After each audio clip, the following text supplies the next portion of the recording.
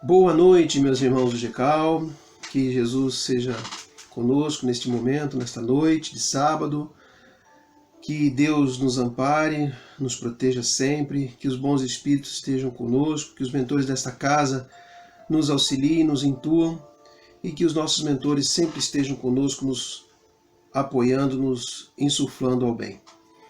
Estamos gravando essa palestra para neste sábado à noite, fazemos o estudo como antigamente, sendo que de uma forma diferente, inusitada para nós, nunca passamos por isso, não é?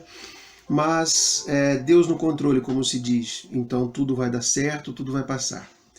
Vamos dar início ao nosso estudo da noite, só relembrando a vocês que eu farei essa introdução com a página, a prece, e depois eu vou passar por uma nova forma de fazer a palestra, o estudo da noite.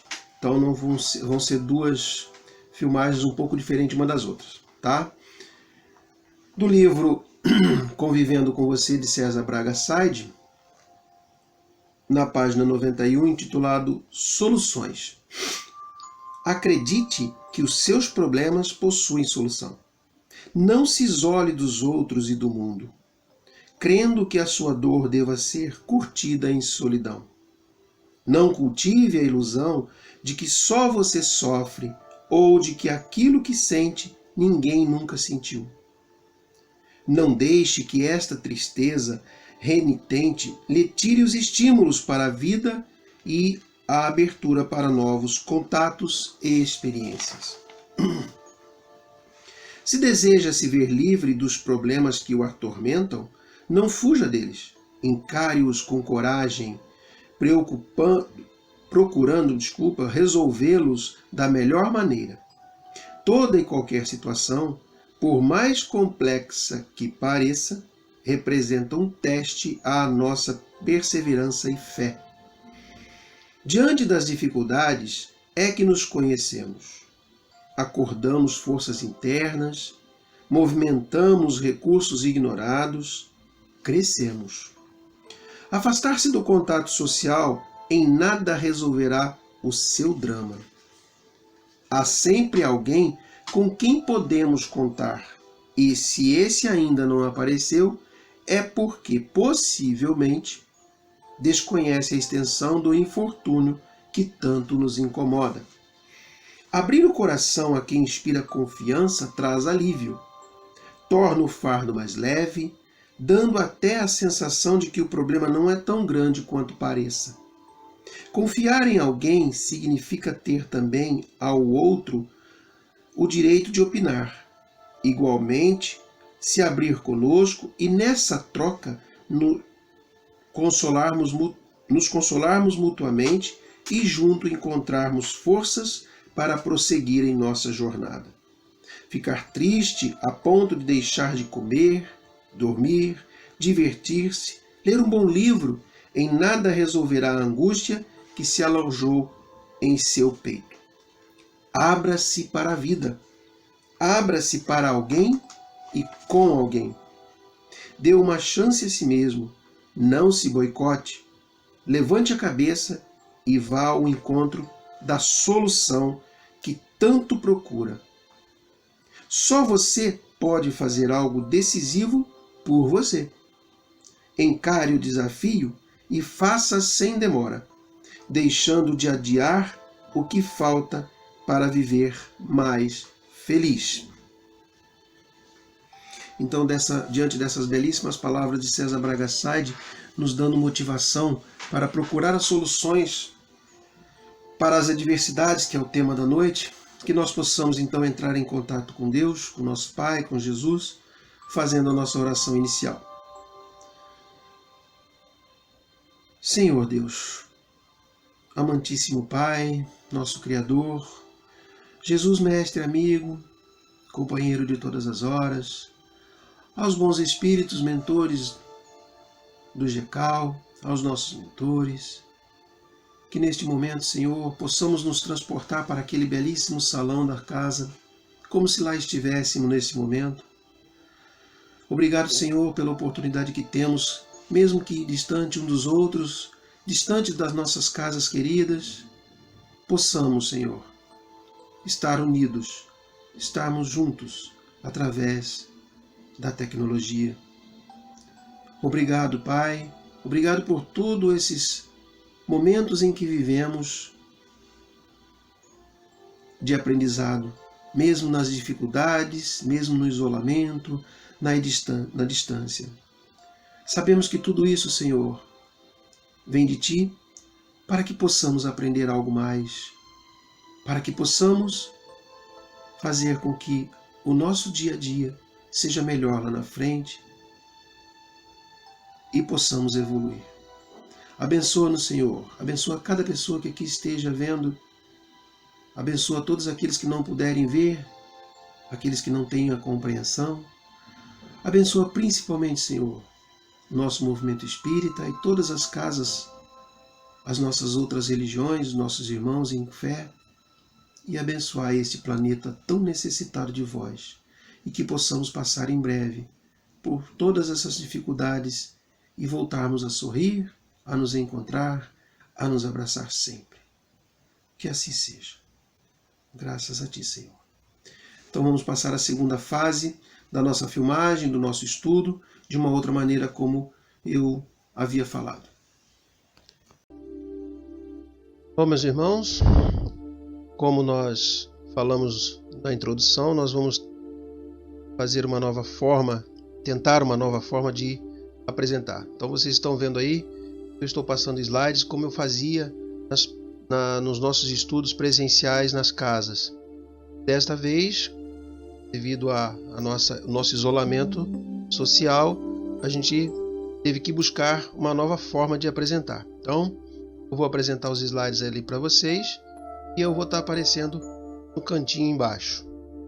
Espero que esteja contente de todos, espero que nós consigamos passar algum alento para vocês.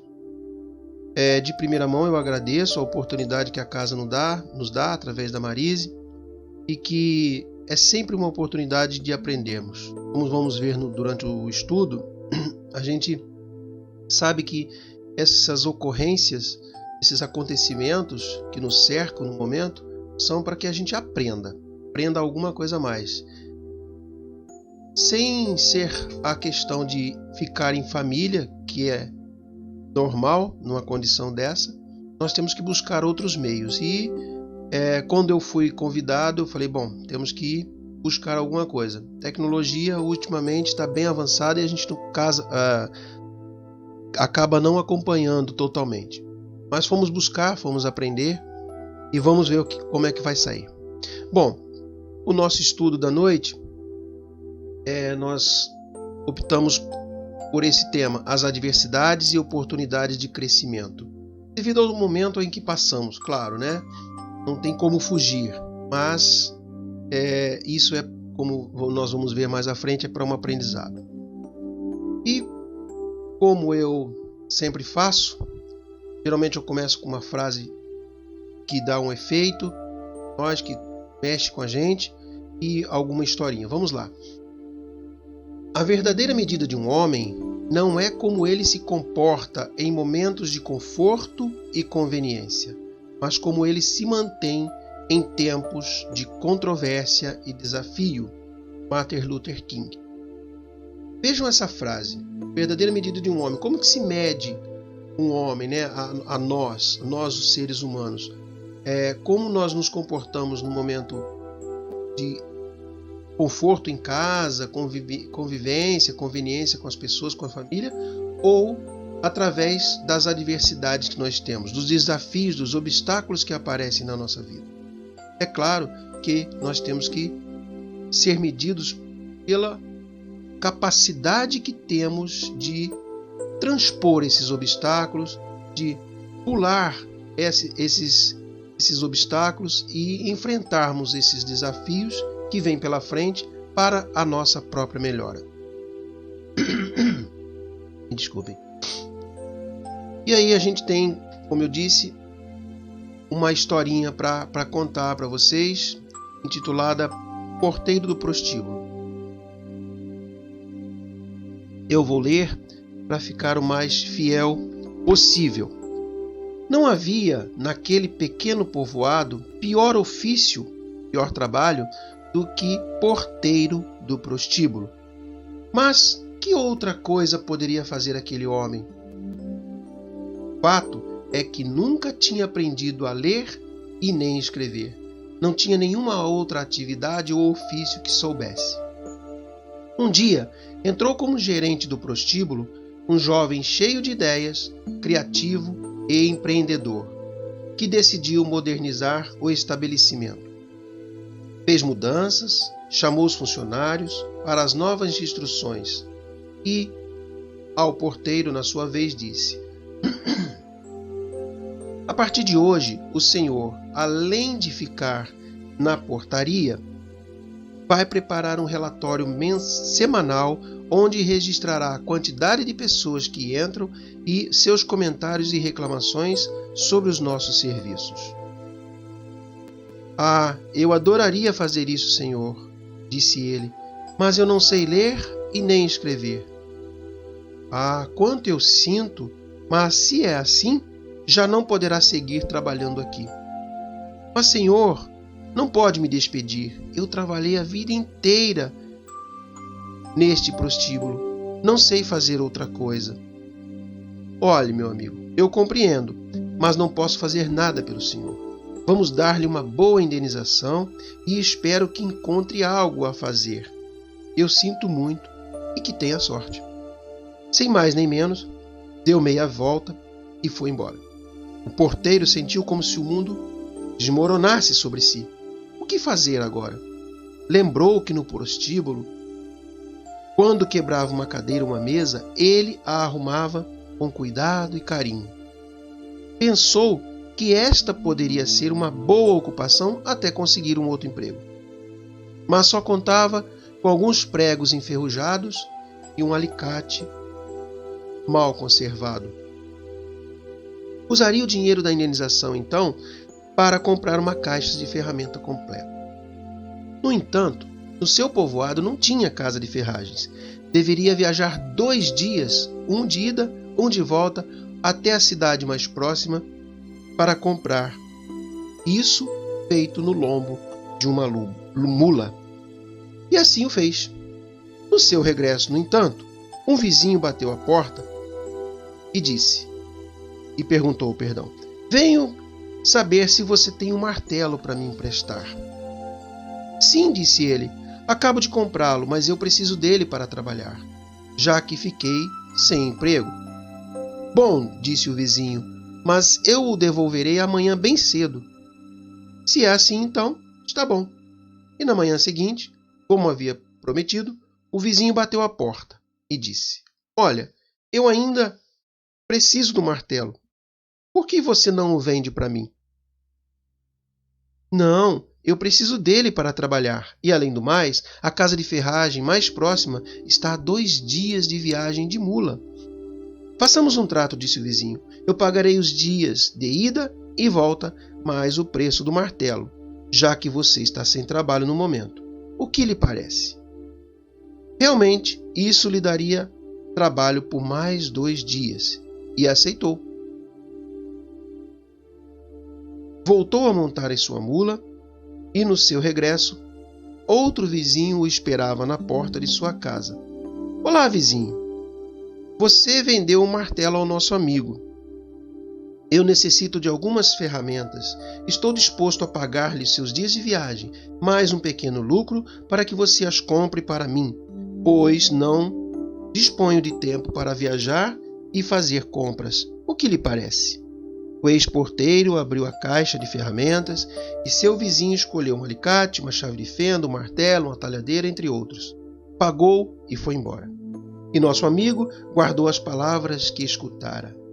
Não disponho de tempo para viajar e fazer compras. Se isso fosse certo, muita gente poderia necessitar que ele viajasse até a cidade próxima para trazer mais ferramentas. Na viagem seguinte, então, arriscou um pouco mais de dinheiro trazendo mais ferramenta do que as que tinha vendido. De fato, poderia economizar algum tempo em viagens. A notícia, então, começou a se espalhar pelo povoado, e muitos, querendo economizar a viagem, faziam encomendas. Agora, como vendedor de ferramentas, uma vez por semana viajava e trazia o que precisavam seus clientes. Com o tempo, alugou um galpão para estocar ferramentas e, alguns meses depois, comprou uma vitrine e um balcão e transformou o galpão na primeira loja de ferramentas do povoado. Todos estavam contentes e compravam com ele.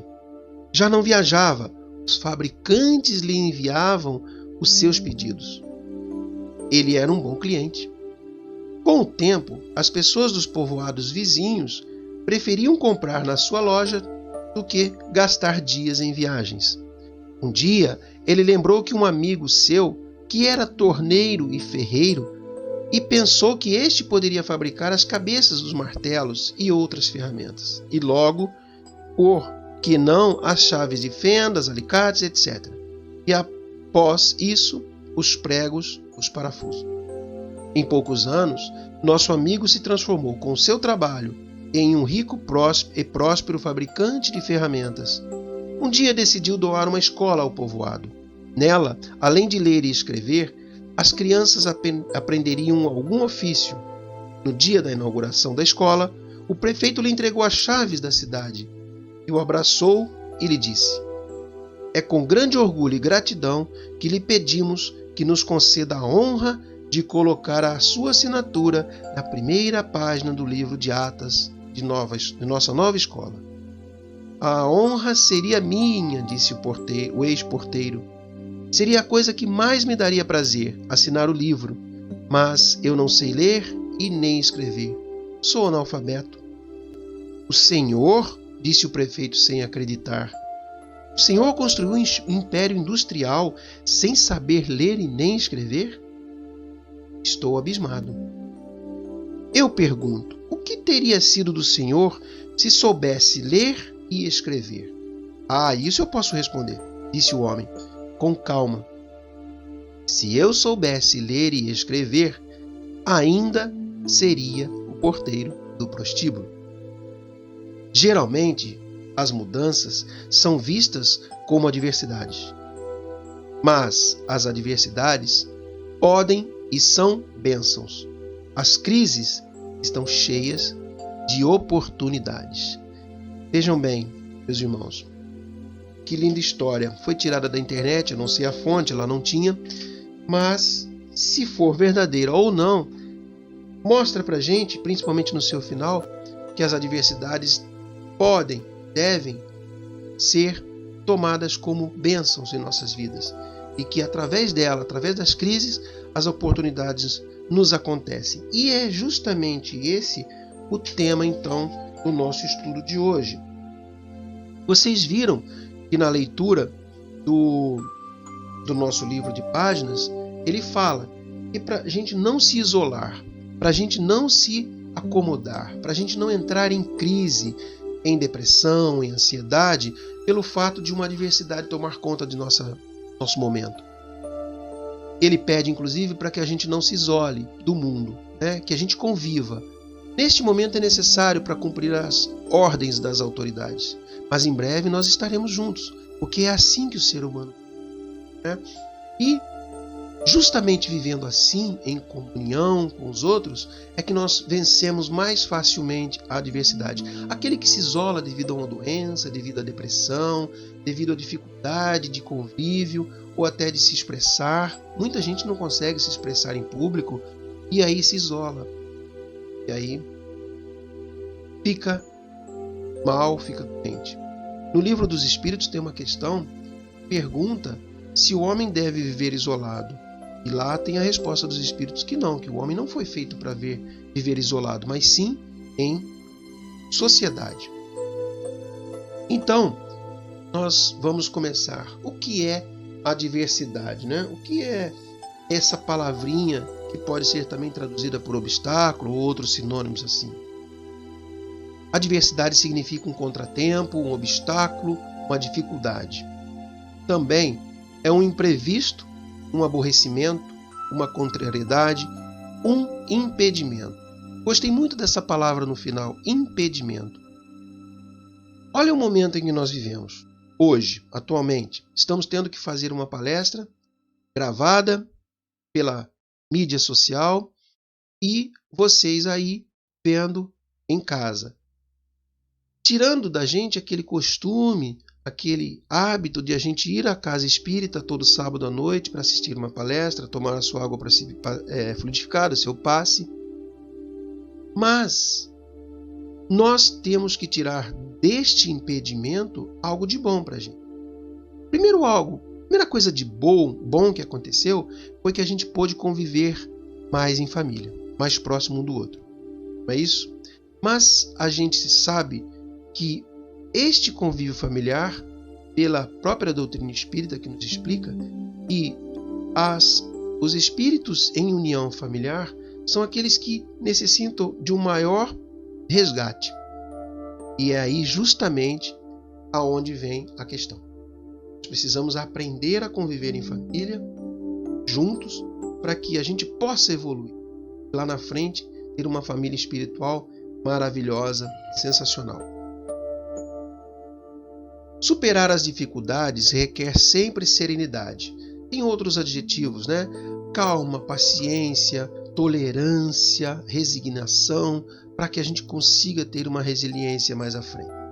Isso é muito importante. Por quê? Para superar as adversidades, é sempre necessário identificar e superar tais obstáculos. E para a gente identificar, a gente tem que estar sereno, a gente tem que estar introspectivo. E para superar, ter muita paciência, muita força de vontade e muita fé. Nós vamos falar mais isso à frente. Adversidades em sucesso. Os principais que nós podemos ter na nossa vida. A perda de uma pessoa querida. Nossa, isso dói muito, né, gente? A perda de uma pessoa querida, familiar ou não, um amigo distante. Imagine, um amigo distante, né, ou um familiar distante, ele desencarna por qualquer motivo que seja, e a gente não pode ir até ele pelo isolamento e mesmo porque se convencionou dizer que qualquer doença hoje que a pessoa tenha e ela venha desencarnar por ali é agravada pela tal Covid ou esse coronavírus, que muitas delas não são, né? Infelizmente. Mas a gente não tem como fazer nada. O sepultamento, infelizmente, tem que ser rápido, né? Então essa perda de uma pessoa querida nesses momentos é uma grande adversidade para nós, uma grande perda, um grande impedimento. Uma ocorrência marcante, seja lá qual for na sua vida, uma outra perda, a gente nunca sabe o que pode ocorrer no dia de amanhã.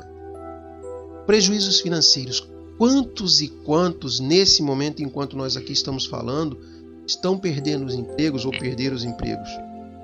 Não é? A gente não tem como calcular esses prejuízos financeiros, desde aquela pessoa mais simples que trabalha num emprego simplesinho, como, por exemplo, o porteiro que perdeu seu emprego, até aqueles industriais, aqueles empresários que perderam grandes empresas, porque não estão vendendo, não estão arrecadando e não estão pagando impostos também. Por que não? Então a gente percebe que neste momento, principalmente aí 3 meses de isolamento, é muita dificuldade para quem trabalha ou para quem mantém um negócio. Danos morais. Danos morais também são grandes adversidades em nossas vidas. Às vezes eles nos prostam numa cama, num sofá, por simples coisas que possam fazer conosco. Uma tragédia. Essa então é muito complicada para a gente suportar, né? Mas o tempo passa e as feridas vão se fechando. Mas a gente colocou enfermidade para a gente falar desse momento em que vivemos através do coronavírus. As enfermidades são doenças, são particularidades nossas do corpo físico e do espírito que nos levam a ficar prostrados, acamados, enfermos e até desencarnar. Então nós temos que ter muito cuidado. E uma das doenças mais problemáticas do momento é a depressão. Muitos estão isolados, não gostam disso, gostam de viver a vida, sair, se comunicar e precisam estar isolados neste momento. Então muitos estão com depressão. Também os casos de outras doenças que se agravam, talvez por não poder ir até o hospital ou fazer um tratamento e que vão se agravando. Mas, gente, nós estamos até esse momento nos referindo à enfermidade do corpo físico, mas nós temos que parar e analisar que estas enfermidades, elas começam primeiro no espírito, em nós, lá dentro, no nosso íntimo. Então a gente tem que fazer o máximo de esforço possível para que essa enfermidade não se instale primeiramente no espírito e vá depois ao corpo. Ah, mas Edson, eu já tenho uma enfermidade, eu já tinha. Sim, mas nós podemos continuar cuidando dessa enfermidade do corpo físico que já começou primeiramente lá no espírito. E há uma enfermidade também, eu citei a depressão, mas há uma enfermidade já antiga, todos conhecem, já tem até cura para ela, né, do corpo físico, em alguns casos, que é o câncer. O câncer, ele é chamado por alguns da ciência como a doença do ódio. Eu vou ler um trechinho aqui, eu não tenho o nome de quem escreveu, porque na internet que eu achei, eu estava lendo esses dias, não encontrei. Então tá assim, ó. Os estudiosos já estão chamando o câncer de doença do ódio. A pessoa vai alimentando ódio, raiva, rancor, e quando vai ver, vai fazer um exame. Você está com câncer, diz o médico. E aí a pessoa, Deus me deu um câncer. Ou por que Deus me deu esse câncer? Me mandou esse câncer? Ora, não foi Deus quem deu essa doença, esse câncer para você. Foi você mesmo, ou nós, vamos colocar nós, né? Nós mesmos produzimos esta doença lá primeiramente no nosso espírito, intimamente dizendo, através de alimentar os maus pensamentos, de não perdoar, de se ofender, de ficar com raiva, com ódio de alguma coisa ou de alguém, ficar rancoroso. E aí a pessoa rancorosa certamente vai ter um colapso, pode ter um infarto, ou então esse câncer começar a se colocar ali no seu corpo físico, a se alastrar. Joana de Anjos já diz isso, que nós não podemos ficar rancorosos com quaisquer que sejam as coisas que nos aconteçam. Então, as enfermidades são uma das principais causas nesses momentos de dificuldade e adversidades que passamos.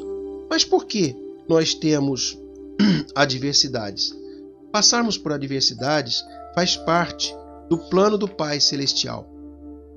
Faz parte do plano de Deus para nós. E nós já sabíamos disso no nosso plano reencarnatório. Se não fomos nós que fizemos, mas nós sabemos ali antes de encarnar e reencarnar que nós iríamos passar por certos problemas, certas dificuldades. E Deus não nos dá fardo maior, mais pesado do que a gente pode passar. Em alguns casos, as adversidades resultam de nossas próprias escolhas. Então nós já falamos isso. Somos nós que escolhemos isso. Então nós temos que analisar, refletir sobre o que estamos fazendo, o que estamos pensando, o que estamos desejando. Diante de uma adversidade. Uma pessoa que, em meio à adversidade, se deprime, tem maior dificuldade para vencer e sair da adversidade. Nós colocamos ali, se deprime, mas tem inúmeras outras questões que podem acontecer. Não devemos nos deixar abater. Nós não devemos nos entregar a essas doenças, a essas dificuldades, a essas adversidades. Nós temos que ter altivez, coragem, fé, perseverança, não é? Ânimo. Para isso é preciso nutrir sempre o coração com alegria e paz de espírito. Paz de espírito. O que é paz de espírito? É o estar de bem com a vida, sorridente, alegre, mesmo que a dor esteja comigo. Então a gente sempre tem que, por exemplo, levantar como né, o dia de hoje, como se passou, dia lindo de sol, de manhã aquele clima ameno, muito gostoso, tomar contato com o sol, com os pássaros, com o canto dos pássaros na natureza, sentir a brisa, o ar gostoso, o cheiro de relva, isso traz paz de espírito. Ouvir uma boa música. Na atualidade, hoje em dia, o que acontece com essas adversidades, né? Grandes dificuldades assolam o nosso planeta. Então a gente vem vindo e aprendendo sobre a transição do nosso planeta. Então muitas adversidades acontecem, são os resgates coletivos, são os resgates individuais. Eu me lembro agora nesse momento, por exemplo, que em 2004 houve aquela grande tsunami no Oriente, eu não me lembro agora, na Indonésia, país, e que o mundo todo se juntou para ajudar, né? E que muita gente achou que aquele cataclismo, vamos dizer assim, que aconteceu lá no fundo do oceano, que veio à tona, que trouxe muito problema para as pessoas daquela região, não foi simplesmente uma tsunami, um abalo sísmico, não. Aquilo foi, como dissemos atrás, um planejamento do Pai Celestial para o nosso planeta. Nós estamos vivendo, como está no slide ali, que trata-se do processo de transição no qual estamos passando, seja de ordem individual, social, cultural, econômica, política ou geológica. É aí que eu queria parar, em questão dessa tsunami de 2004. Lá na Gênese de Kardec, eu não me lembro o capítulo agora, porque eu não gravo os capítulos, eu gravo o que eu aprendo, né? Tem uma passagem na Gênese de Kardec, que se alguém não viu, não leu, não estudou, vá lá dar uma procurada, por favor, que ele mostra na Gênese como foi formado o nosso planeta, as eras geológicas, as passagens, tudo que aconteceu, os cataclismas na época, que hoje não vão ocorrer mais como era antes, mas essa questão da tsunami em 2004, ela teve um abalo significativo para o planeta. Para nós, nem tanto. Mas esse abalo, ele já com estudos, e está lá na Gênese de Kardec, dizendo que a cada 25 mil anos, mais ou menos, o planeta sofre uma pequena mudança na sua inclinação, translação e na sua rotação. E isso influencia na natureza, influencia no nosso organismo, influencia nos animais, influencia em tudo. Mas para que isso tem que acontecer? Para que o planeta se melhore e também se encaixe na sua progressão dos mundos. Vemos os planetas no universo como se fossem várias engrenagens de um motor, por exemplo, que se juntam, se conectam. Então, para que às vezes comece a folgar um pouquinho dessas engrenagens, já que seja se reajustado. Então é a mesma coisa. O planeta sofre uma pequena inclinação para lá ou para cá, na sua rotação, e a gente às vezes nem percebe. Mas a natureza percebe. Por que eu falo isso? Porque, por exemplo, ontem, saindo para trabalhar, aqui no nosso condomínio, as ruas são com árvores padronizadas. E eu pude perceber de manhã, agradecendo a Deus por estar saindo, trabalhando, né? E eu vi que as árvores estão floridas. Ora, nós estamos no mês de maio. Não é época de flores, no normal nosso. Seria essa época agora que as folhas estivessem caindo ou já começando a brotar, para que mais próximo da primavera viessem as flores. É isso que está acontecendo. Às vezes a gente fala, a natureza está totalmente mudada. Sim, nós temos parte nisso, né, com o que a gente faz com o planeta, com um simples papel de bala jogando no lixo, fora, em vez de jogar no lixo. Mas o planeta foi mudando e nós não fomos acompanhando essa mudança no nosso calendário e no nosso horário. Isso tudo acontece. Para vocês terem uma ideia, nós temos dias de 365 dias no ano e tem anos de 4 em 4 anos, 366. É a isso que eu me refiro. Então, esse calendário e esse horário nosso teria que ter sido ajustado de acordo com essa. Mas o homem, os cientistas, ainda não chegaram próximo da doutrina para ter esse entendimento. Vamos voltar porque esse não é o assunto, né? Então tá aí, ó, uma imagem. Quando a gente tem uma dificuldade, uma adversidade, nós temos que transpor essa diversidade E nesse desenho mostra isso, pulando o muro, entrando por uma brecha, fazendo um buraco, saindo do outro lado. Claro que é uma alegoria isso, mas é assim que a gente tem que ver. Por que a dor então? Porque a gente sente essa dor quando tem uma adversidade, uma dificuldade. Sentir dor é necessário, gente. A gente sabe disso. Se você que está vendo essa palestra não tem contato direto com a doutrina espírita, a gente vai explicar. Nós humanos, na condição que estamos ainda, para que a gente aprenda alguma coisa, é necessário sentir dor.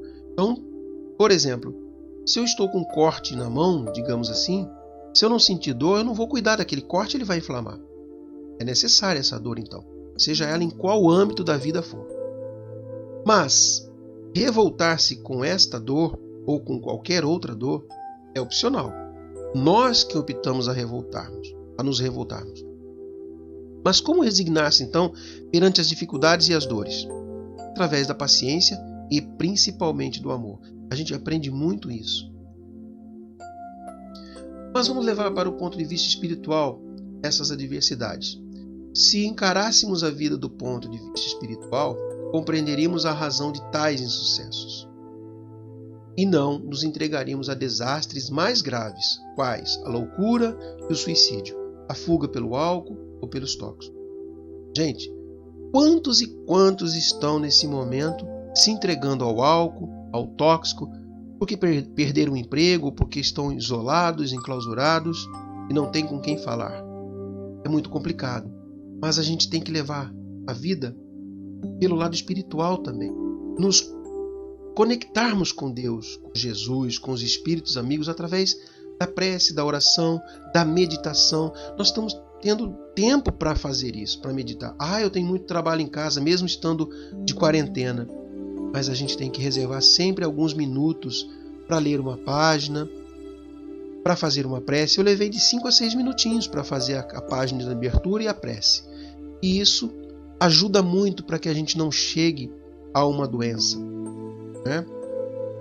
Aí, ó. Se a gente se entregar lá numa montanha, numa pedra que seja, vai ficar assim, vai ficar doente. Então ele diz ali na frase da figura: as adversidades da vida até podem tentar nos derrubar, mas somos nós que vamos deixar isso acontecer. Se nós não quisermos, nós não ficaremos caídos. Mais desastrosos são os males que praticamos em relação ao próximo. Ora, até esse momento nós vimos falando de nós, para conosco. Mas nós temos que parar e analisar que os males que praticamos ao próximo são piores. Por exemplo, eu citei o papel de bala. Mas o que um papel de bala jogado no chão vai fazer de mal ao meu próximo? Sim, você vai poluir a natureza com um simples papel de bala. Porque, por exemplo, juntar milhões e milhões de papel de bala, cada um de nós jogássemos um na rua, imagine, digamos, o país com 150 milhões de habitantes, seriam 150 milhões de papéis de bala, e esse papel, ou plástico, ele demora a se decompor na natureza.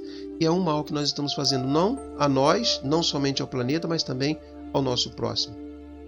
Pois que eles irão fomentar as adversidades de amanhã. Estamos falando dos males, né? Pois que eles, os males, irão fomentar as adversidades de amanhã, que são os inadiáveis resgates do infrator. Então, eu citei apenas um papel de bala, mas imagine as outras coisas que nós fazemos. Então, nós estaremos contribuindo para o nosso resgate amanhã ficar um pouquinho mais dificultoso, fazendo um mal ao nosso próximo. Nós sabemos que muitos de nós já aprendemos e devemos fazer o bem, e estamos fazendo.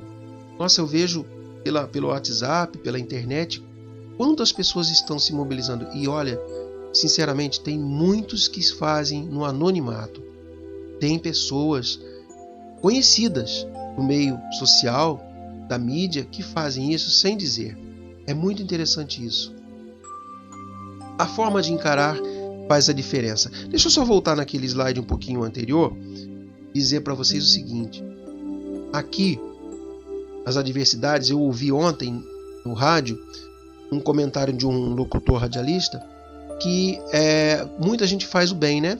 Mas um senhor na Inglaterra, ele mora no campo e as pessoas passavam próximos à localidade dele, onde ele reside, para fazer caminhadas, correr, fazer trilhas no meio, né, da mata.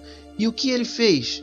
Sabendo que precisava ficar em quarentena, ele colocou arame farpado escondido, fez armadilhas no chão, para que as pessoas não passassem mais por ali com medo de pegar a doença. Ora, gente, a doença pode até não pegar nele, essa do Covid, mas a doença do mal que ele fez machucando outras pessoas, essa já está gravada no seu íntimo e aí ele vai ter que resgatar ou nesta ou na próxima vida. É triste ouvir ou ver uma informação dessa, uma notícia dessa, de que pessoas, por causa dessa doença, fazem o mal aos outros. Infelizmente acontece. Mas a forma de encarar faz a diferença. A forma de encarar e enfrentar as adversidades da vida não é fácil, a gente sabe bem disso. Até porque elas parecem chegar sempre de surpresa e nunca nos sentimos preparados.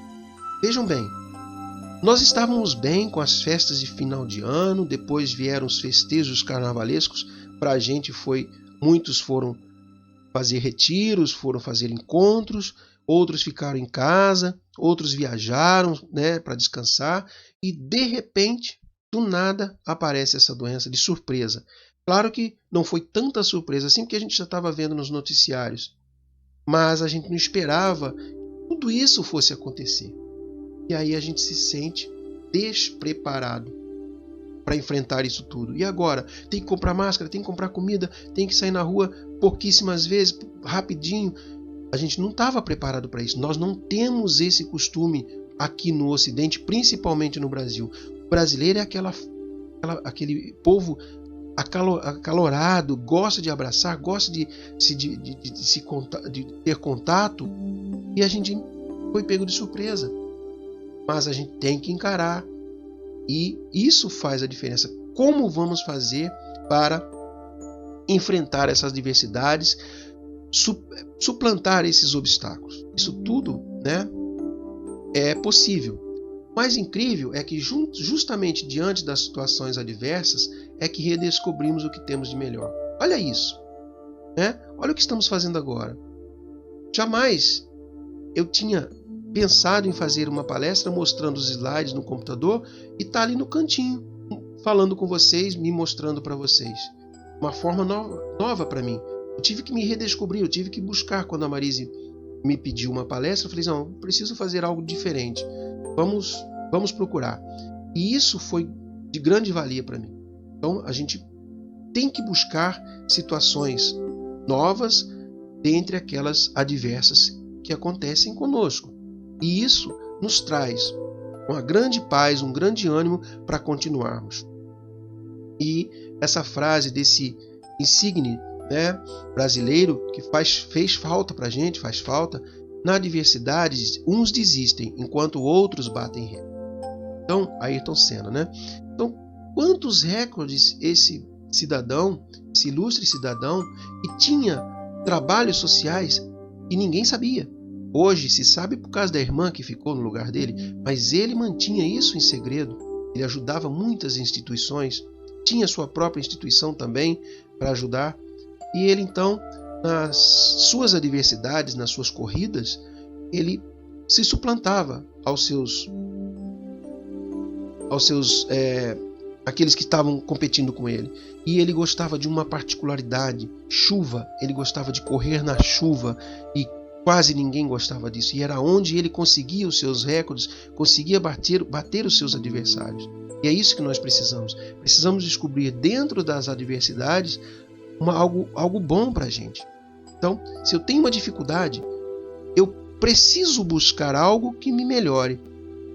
Esses dias a gente estava conversando com algumas pessoas e até a Maristela e a Marli citaram, né, comentaram no WhatsApp que elas não estão tendo tempo, né, de ver palestras, todas as palestras, live daqui, palestra dali, estudo dali, não tem quase horário, né, e fora os afazeres de casa. Eu nem tanto, porque eu tenho que trabalhar, não tive como ver todas, mas eu vou gravando e depois a gente vai vendo. Mas olha só que legal, a gente se redescobre. Mesmo fazendo um trabalho, mesmo não tendo que ir na casa espírita, a gente tem como, né, pular esses obstáculos e se redescobrir. Muito legal isso que está acontecendo com as dificuldades nos deixam mais fortes, com certeza, né? A vida é uma sucessão de batalhas. Nossa, cada dia é uma nova batalha. As dificuldades nos deixam mais fortes e todos os obstáculos vencidos se tornam um aprendizado. Já pararam para pensar quando a gente consegue realizar um trabalho que estava difícil, realizar algo que a gente não conseguia? Por exemplo, para fazer esse trabalhozinho aqui, eu gravei 2 vezes, terceira com esta a palestra, e o som não sai bem. Maristela, Marisa, ouve para mim, olha, o som não está saindo muito baixinho, olha, as pessoas não vão conseguir ouvir, quem não tem caixa de som, quem não tem televisão, computador, como é que a gente faz? Vamos ter que pular, ter que vencer essa dificuldade. E vamos lá, busca daqui, busca dali, procura alguém para ajudar a vencer o que está acontecendo. Simplesmente algumas coisinhas que mexemos no programa e tá aí, saiu, graças a Deus. E isso foi um grande aprendizado para mim e eu estou super feliz com isso, né, de aprender algo novo e que a gente vai passar a usar muito em breve. Seja muito grato às adversidades que aparecem na sua vida. Elas lhe ensinarão a tolerância, a simpatia, o autocontrole, a perseverança e outras qualidades que sem adversidades você jamais conheceria. Olha as palavrinhas sinônimas que eu disse lá no início. Tolerância, simpatia, autocontrole. Para quem está desesperado, você tem que se autocontrolar, fazer aquela automeditação para, né, ficar bem. Perseverança e outras qualidades. É a questão minha, perseverança, né? Tive que perseverar para sair essa palestra a conta. As adversidades são oportunidades de crescimento. É diante das dificuldades que testamos a nossa capacidade de sobrepujar e criar novas alternativas. Se eu não tivesse a dificuldade, se eu simplesmente colocasse o meu computador ou celular aqui na minha frente e gravasse essa palestra só falando com vocês, fica enfadonho. Dependendo do assunto, ainda mais eu que falo bastante, né? Fica enfadonho. Então, temos que, né, diante das dificuldades, buscar algo novo. E nós sabemos que temos capacidade de sobrepor isso, criar novas alternativas, novos projetos, novas atividades. As crises, repetindo, né, praticamente redundante aqui, as crises provocam mudanças de pensamento e comportamento e nos tiram da zona de conforto. Olha, como eu disse para vocês agora, eu tive que pensar no que fazer diferente para não ficar enfadonho. O nosso comportamento também, ele tem que ser meditado, tem que ser pensado para que a gente possa melhorar e não ficar sentado esperando a coisa acontecer. Jamais ela vai acontecer. O filósofo Horácio, da antiguidade, dizia assim sobre as adversidades: a adversidade desperta em nós capacidades que, em circunstâncias favoráveis, teriam ficado adormecidas. Então vamos lá, no meu caso, se eu não tivesse que fazer uma palestra gravada, se tivesse que fazer ao vivo, a gente iria ficar fazendo da mesma forma sempre. Então, em circunstâncias favoráveis, continua fazendo assim. Mas quando algo de novo nos mostra que temos que mudar, a gente busca e a gente consegue. Olha que bonitinha essa frase, né? Bom mesmo é ir à luta com determinação, abraçar a vida com paixão, perder com classe. Olha só que legal, perder com classe. A gente nunca vence também em tudo, né? E vencer com ousadia, porque o mundo pertence a quem se atreve e a vida é muito para ser insignificante. Grandiosa, a vida para ser insignificante. Mas eu queria mostrar para vocês, olha essa figurinha aqui, que linda, né? Gostei não tanto da frase, mas da figura, da imagem. A diversidade desse passarinho lindo, ele se agarrou em 2 raminhos de plantas subaquáticas para beber um pouquinho d'água. As plantinhas, vocês podem perceber que uma plantinha do lado esquerdo, ela está caindo e ele está lá segurando, batendo as asinhas para se equilibrar e beber um pouquinho. Ele fez de uma adversidade o seu prazer de tomar água, né? Ele se atreve. a fazer isso. Ele venceu aquilo com uma ousadia sensacional. E mais sensacional foi o fotógrafo que bateu essa foto, não concordam? Aceitação e fé. Um fator muito importante na superação das adversidades da vida é assumir a nossa responsabilidade por mudar aquilo que está ao nosso alcance e a aceitação das coisas que estão fora do nosso poder de modificar. Olha, é muito importante isso. Como eu disse ali atrás, às vezes a gente perde, né? A gente erra. Só que a gente tem que superar isso, essas adversidades. Então a gente assume a responsabilidade de mudar aquilo que a gente pode. Mas se a gente não pode, a gente tem que aceitar que isso está fora do nosso controle e do nosso poder de modificar. Mas não nos impede de continuar. Não nos impede de achar uma maneira de desviar desse problema, dessa adversidade. Isso é superar. E aí, em meio a isso, o papel da fé tem grande relevância na forma como cada pessoa reage diante da adversidade. Então, o poder da fé, a fé que eu tenho em Deus, em Jesus, na espiritualidade, na doutrina espírita, ela tem uma relevância enorme como nós vamos reagir diante dos nossos problemas. Se eu não tenho fé, se eu não tenho força de vontade, de nada vai me adiantar. Se eu não tiver força de vontade de levantar da cama, de levantar do sofá, para fazer algo de bom para mim e para o próximo, aquele obstáculo, aquela adversidade vai tomar conta, podendo vir até a ser uma enfermidade.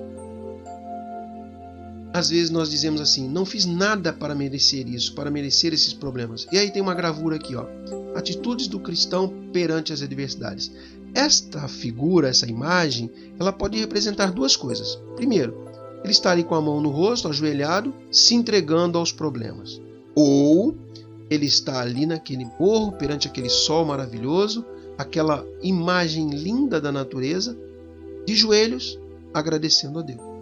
Então, a gente vê de dois ângulos essa situação. Nós é quem temos que nos colocar dentro daquela a que nós queremos.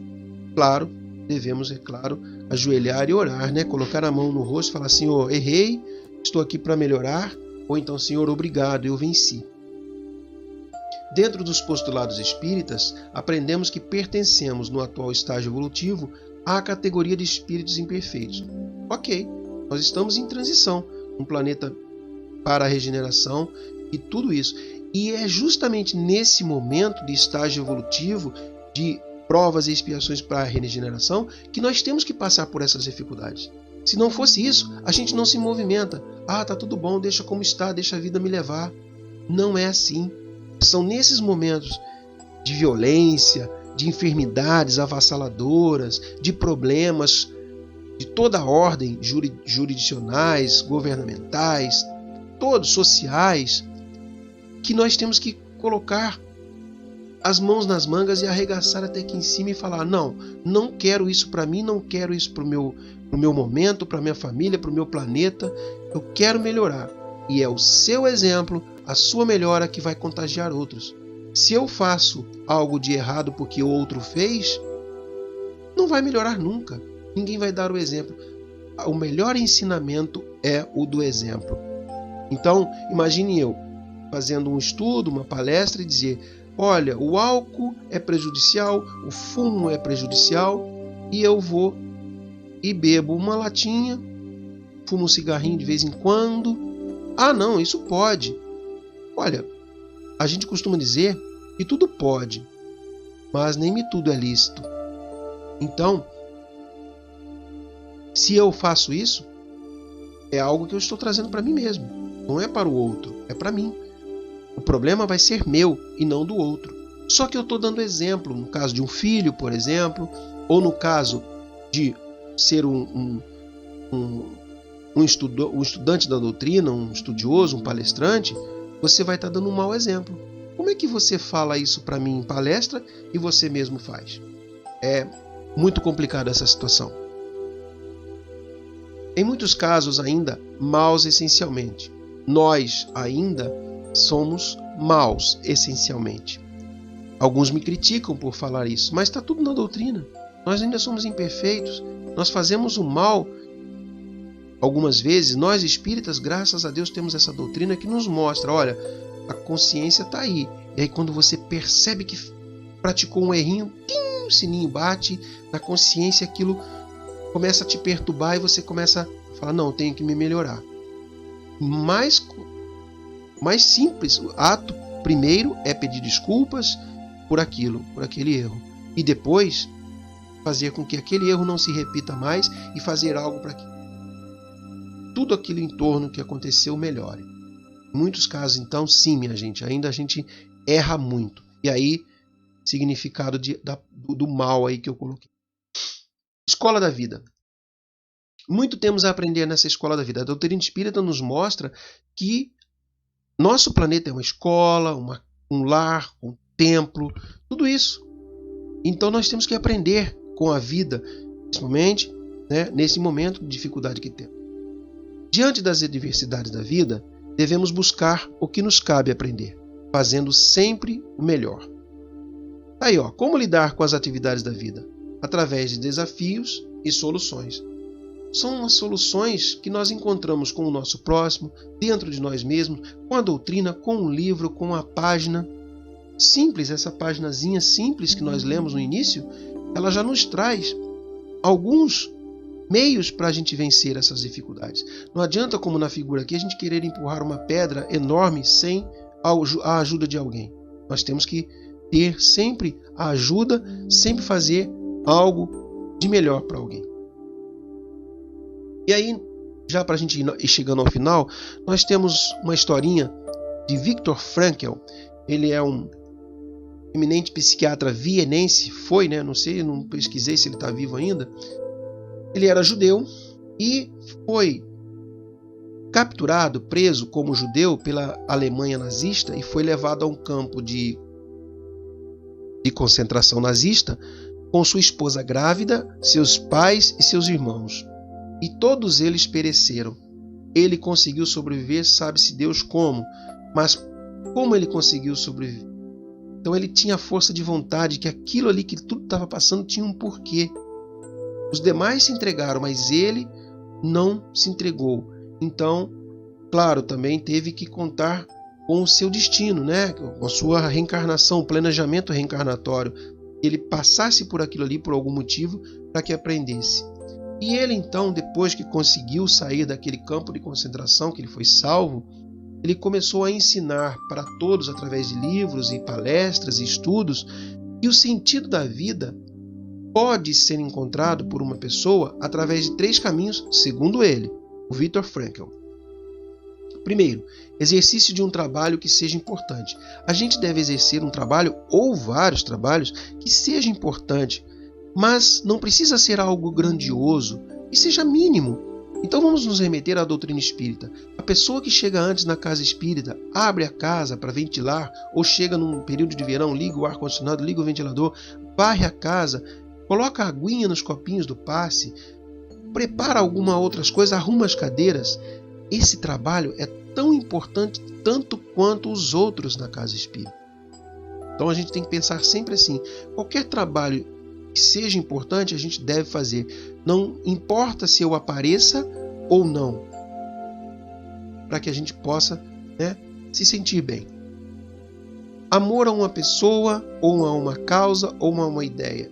Isso a gente sempre faz, Amar alguém, amar uma causa, um animal ou uma ideia, perseverar naquilo ali, continuar fazendo aquilo sempre e demonstrando com o seu exemplo. Diante de um sofrimento inevitável, como esse, por exemplo, que nós estamos passando, assumir uma postura de buscar um significado e utilidade para essa dor, para essa enfermidade. Então a gente veio falando isso durante o nosso estudo direto. Pratique. Então a gente precisa praticar tudo isso que a gente aprende na doutrina espírita, que a gente viu aqui durante o nosso estudo. Aqueles que já possuem em si as ferramentas íntimas, capazes de darem conta das adversidades, devem auxiliar aos irmãos ainda equivocados ou ainda enfermos, Sejam eles... Muita gente tem medo, às vezes, de ajudar uma pessoa que contraiu a doença, que contraiu a Covid. Ora, se ele venceu aquela doença, não há por que mais temer. Tem que se tomar os cuidados devidos. Claro, tomar uma luva, colocar uma luva na mão, passar o álcool em gel, né, se lavar bem as mãos, botar uma máscara. Isso sim, mas nós não podemos ter medo. Quem tem medo de morrer, como já dizia o Richard Simonetti, quem tem medo da morte? Nós já fizemos até um estudo sobre isso. Quem tem medo da morte? Espírita não pode dizer isso, que tem medo da morte. Ficar nervoso, agitado, porque está a doença próxima. Você tem que ter os seus cuidados para não contrair, para se salvaguardar o seu espírito, o seu corpo. Claro, com certeza. Não estou dizendo também que nós temos que ir lá e contrair a doença para ajudar os outros. Não é isso. Mas que a gente não pode temer e, quanto a isso, ficar lá sentadinho, esperando tudo passar. Não pode ser assim. De qualquer forma, de qualquer maneira que nós possamos fazer, é bem-vindo. Pratiquemos aquilo que Jesus nos ensinou há 2000 anos. Oração e vigilância. É orar e vigiar, hein? E tanto ele nos fala, a fim de buscarmos forças para darmos conta dos desafios.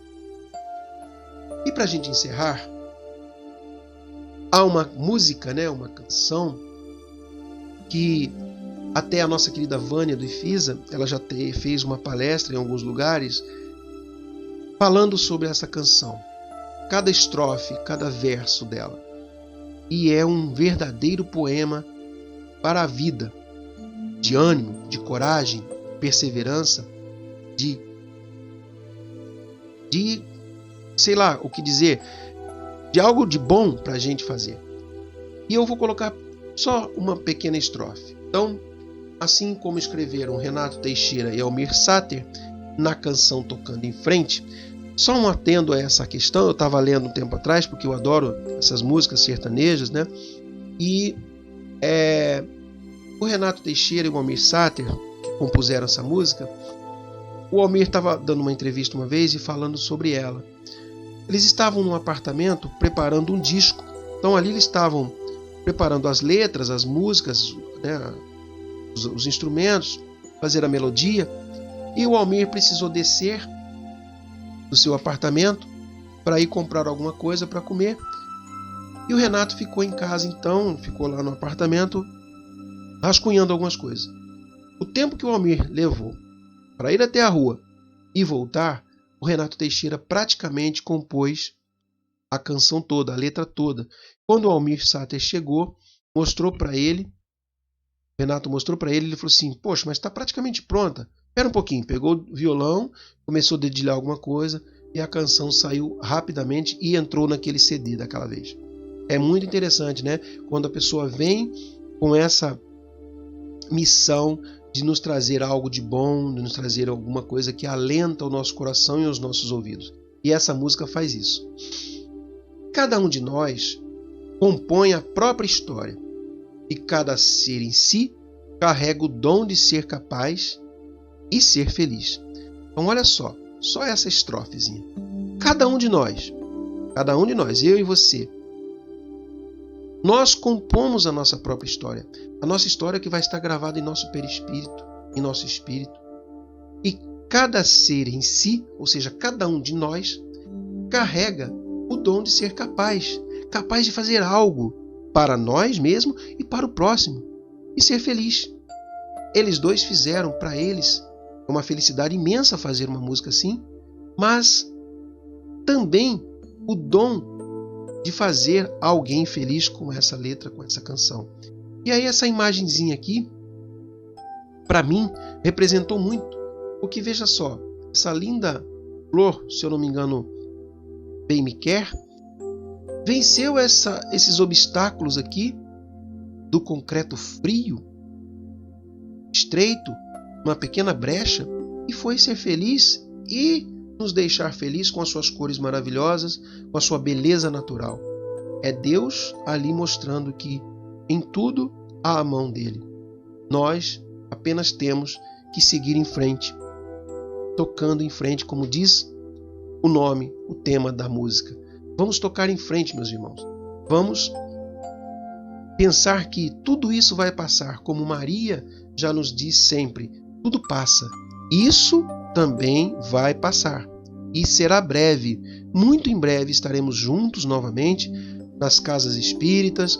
Muito em breve estaremos nos abraçando, nos confraternizando, ouvindo belas palestras, músicas, ótimos estudos, e que em breve nós estaremos tendo aquele almoço maravilhoso do GECAL que a gente sempre adora ir, e com certeza estaremos lá mais uma vez, e que tudo isso vai passar. Tudo isso é um grande aprendizado para a gente no momento.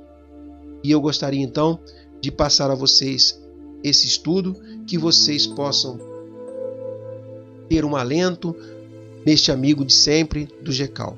Muita paz, muito obrigado, uma boa noite a todos, e que espero revê-los em breve, em outros momentos, ao vivo. Só peço desculpa um minutinho que eu vou fazer a transição de tela para a gente encerrar.